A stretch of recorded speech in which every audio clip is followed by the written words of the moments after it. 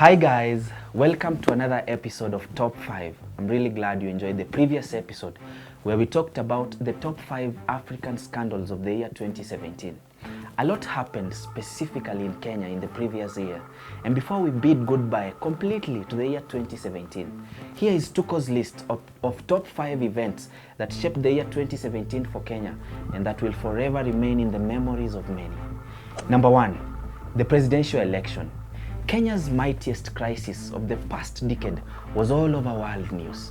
Everyone knows the details. Uhuru Kenyatta wins, court orders rerun because of procedural irregularities. Raila Odinga withdraws. Kenyatta wins again and is inaugurated for his second consecutive term. Raila Odinga plans his own swearing-in ceremony. Two leading parties are at loggerheads. Protests and chaos erupt. Deaths happen. Kenya is changed forever. But what have we learned from our political choices? From the way the process was conducted and from the violence? Well, we'll definitely look at this in our 2018 overview. Number 2, terrorist attacks. Kenya on the 15th of January this year, that is 2018, marked the second commemoration of the famous El Ade attack. This is one among the many fatal terrorist attacks Kenya has faced in the recent past. Close to 100 Kenyans, soldiers and civilians that is, lost their lives to terrorist attacks in January, May, July and August in the year 2017. For years, Kenya has suffered from repeated attacks by the Al-Shabaab terrorists, who call it retribution for Kenya deploying troops in Somalia in the year 2011 to fight the extremists. Lives and jobs have been lost in the process. Tourism has declined and foreign direct investment has withered over time.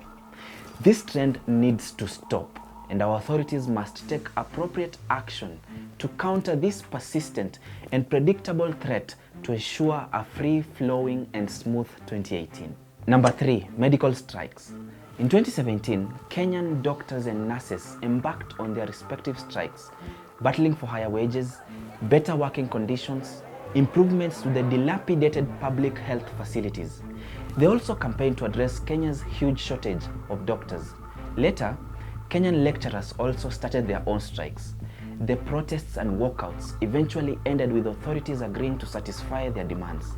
But it's needless to say, the medical strikes have greatly affected the country's public health system and were one of the longest and deadliest in Kenyan history.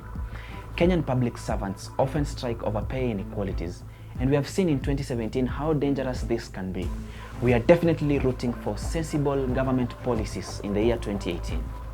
Number 4, the plastic bags ban. Kenyans are slowly adjusting to life without plastic bags. Anyone found selling, manufacturing or carrying them could face fines of up to $38,000 or prison sentences of up to 4 years. Compared to other issues we have listed here, the ban on plastic bags seems a little bit more light-hearted. Is it less significant? We don't think so. Kenyans are estimated to use 24 million bags per month. Animals often graze on the rubbish, raising fears of plastic contamination in beef. The bags also drift into the ocean, strangling turtles, suffocating seabirds, and filling the stomachs of dolphins and whales with waste until they die on starvation. As Kenyans have started looking for alternatives, the ban could give life to many new business projects. So in the long run, we will most certainly see the positive effects the 2017 ban will have had on the environment. Well, number 5, the new railway. In May 2017, Kenya opened a major new railway between Mombasa and Nairobi. The Chinese-funded project cost roughly $3.2 billion to complete. At 470 kilometers, this is Kenya's biggest infrastructure project since independence, and when fully completed will connect several countries to the Indian Ocean. Right now, for Kenyans, the new railway cuts the journey time from Mombasa to Nairobi and also brings to an end the use of the previous 100-year-old railway line and aged unreliable locomotives. The project has been criticized for its cost by many and exaggerated prospective economic returns. We hope that 2018 will show more clearly if Kenya wins with this one. Well, that's where we wrap it up for today, and that is our top 5 of Kenya's most memorable 2017 moments. Comment with your own opinion, of course, on what defined the year for Kenya and don't forget to share, like, and comment on this video.